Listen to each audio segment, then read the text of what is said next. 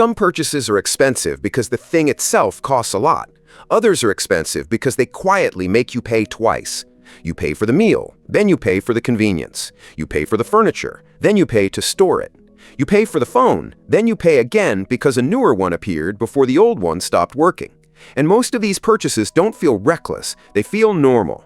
I'm a husband in my 30s with a wife and 2 kids, so I understand why normal matters. Sometimes the house is loud, everybody is hungry, and convenience feels like the only thing standing between you and complete chaos. But whether you live alone, share expenses with someone, or support a family, the same question works. Am I paying for real value, or am I paying to avoid a small inconvenience? Here are 10 things that are no longer worth buying automatically. The first is routine food delivery that turns a $15 meal into a $30 order. Uber Eats and DoorDash are useful services, but their own help pages show how many charges can surround one order. Service fees, delivery fees, small order fees, long-distance fees, priority or express fees, and sometimes local operating or regulatory fees. Then there's tax and a tip. A membership may reduce some fees, but the membership is another recurring bill, and free delivery does not necessarily mean a fee-free meal. The exact premium changes by restaurant, city, order size, demand, promotion, and whether the menu price in the app matches the pickup price, so let's not pretend every order costs twice as much. Instead, use a simple illustration. Suppose delivery adds $15 compared with ordering directly and picking it up. Do that twice a week, and the extra cost is $30. Over 52 weeks, that's $1,560.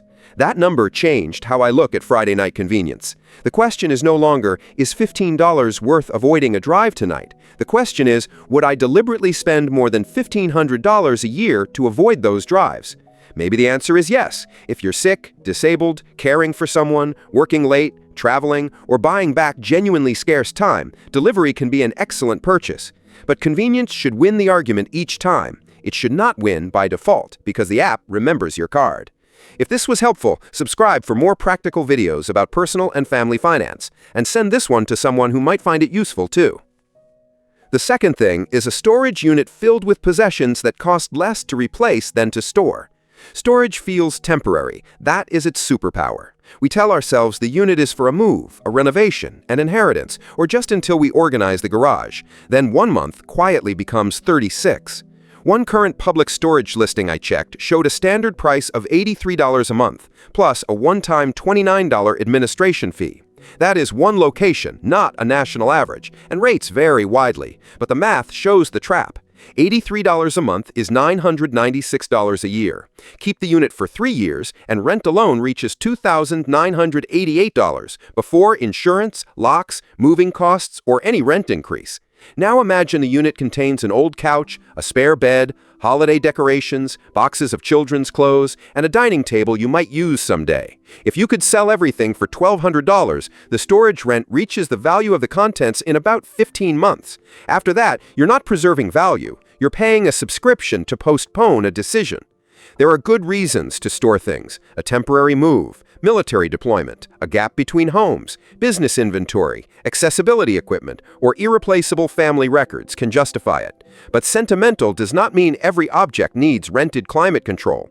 Photograph what holds the memory, keep what is truly irreplaceable, sell, donate, or recycle what is replaceable, and calculate the crossover date before signing another year. The third thing is buying something just because it is on sale.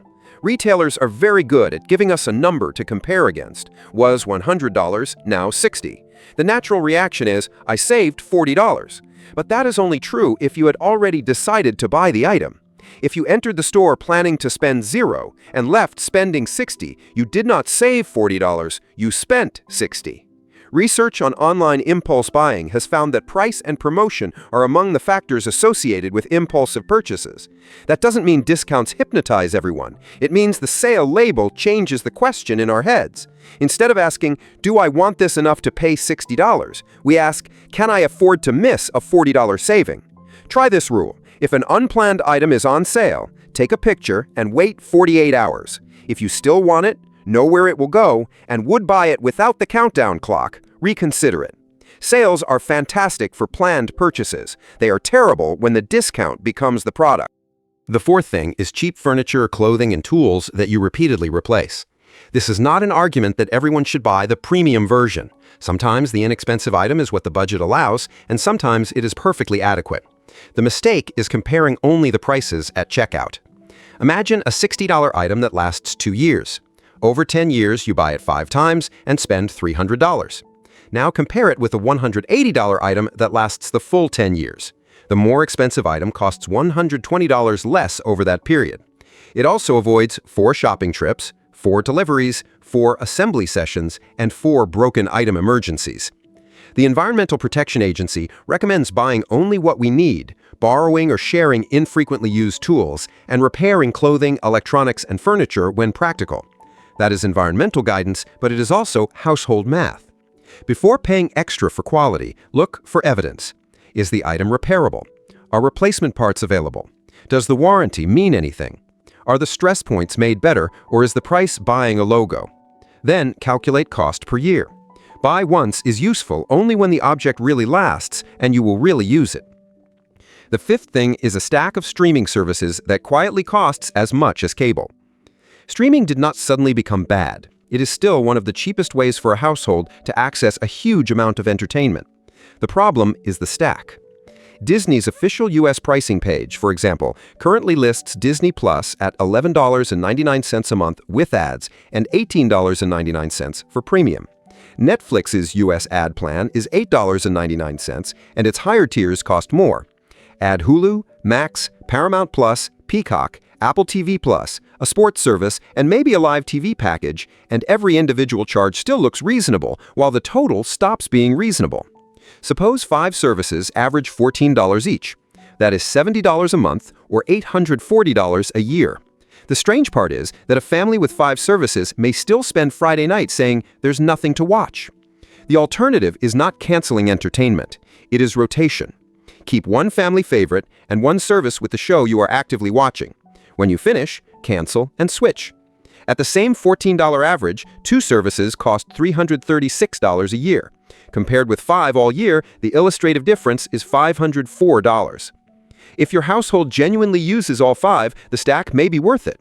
But make each service earn a place with actual viewing, not one show you intend to watch someday. The sixth thing is a new car bought mainly for the new car feeling. Notice the word mainly.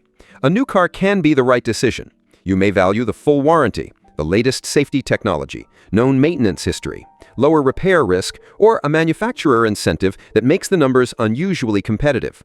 If you keep the car for 15 years, buying new can be entirely defensible. But new car smell is one of the most expensive fragrances on earth. AAA's 2025 driving cost analysis estimated depreciation on a new vehicle at $4,334 per year over 5 years and 75,000 miles. Its financing assumption added an average of $1,131 a year. Those are averages built from AAA's vehicle mix and assumptions, not a quote for your car. Still, they reveal the cost that a monthly payment conversation hides. When we bought for a growing family, it was easy to make every preference sound like a requirement. More cargo space feels responsible. A larger screen feels safer. A higher trim feels practical because it includes one feature we want. Soon, a transportation problem has become a lifestyle package. Write down the problem before visiting the dealership. How many seats? How much cargo room? Which safety features? What maximum total cost, including insurance, tax, interest, maintenance, and depreciation? Then compare new, lightly used, and keeping the current car. If new wins, buy it without guilt. Just make the decision with the whole price, not the smell. The seventh thing is a new phone upgrade when your current phone still works perfectly well. Apple's current U.S. store lists the iPhone 17 starting at $799, the iPhone Air at $999, and the iPhone 17 Pro at $1,099. Samsung and other manufacturers sell similarly premium devices. These are remarkable computers. That is exactly why a functioning one can remain useful for years. Take a $1,000 phone. Replace it every 2 years and the purchase cost averages $500 a year. Keep it 4 years, that falls to $250 a year. For 2 adults, extending the cycle from 2 years to 4 reduces annualized hardware spending by $500. Trade-in value, repairs, financing promotions, and carrier credits can change the result. And there are valid reasons to upgrade. A failing battery, cracked hardware, loss of security support, insufficient storage, accessibility needs, work requirements, or a camera that produces real income or meaningful family value. But the new one exists is not a problem. Before upgrading, complete this sentence. My current phone cannot reliably do blank. If the blank is hard to fill, wait. A 20-minute battery replacement appointment may solve the problem for a fraction of the price. The eighth thing is bank fees that no-fee accounts and better habits can avoid. This category annoys me because the payment often buys no pleasure, no time, and no useful object. It is simply the cost of remaining in the wrong setup.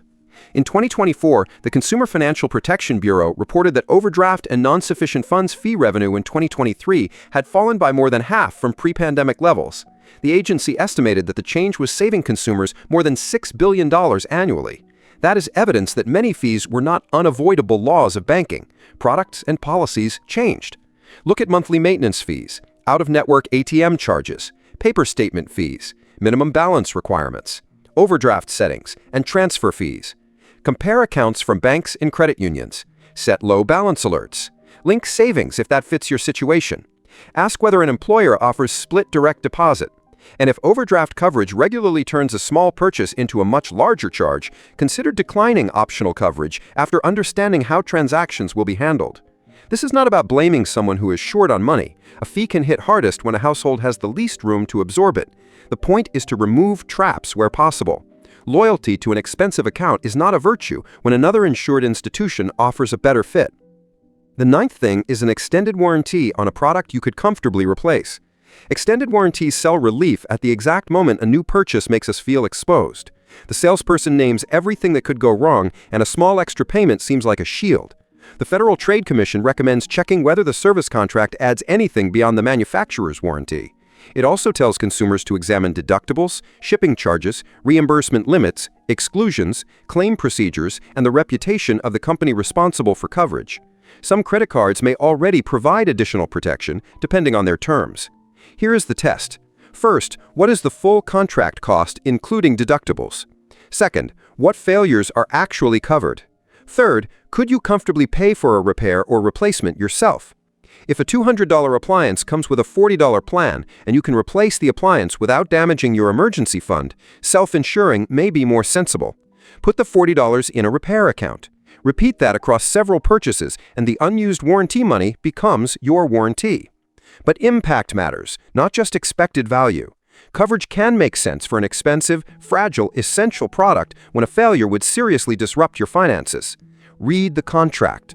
Buy protection for risks you cannot comfortably carry, not automatically for every object with a power button.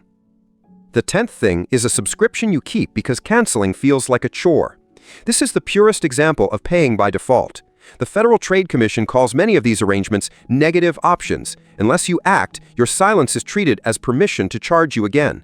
Think about cloud storage you no longer need, a meditation app you stopped opening, a premium feature attached to a free trial, a fitness membership across town, a children's learning app your kids outgrew, or the delivery membership you joined to avoid one fee. None is outrageous alone. 5 forgotten subscriptions averaging $12 a month cost $60 monthly. That is $720 a year.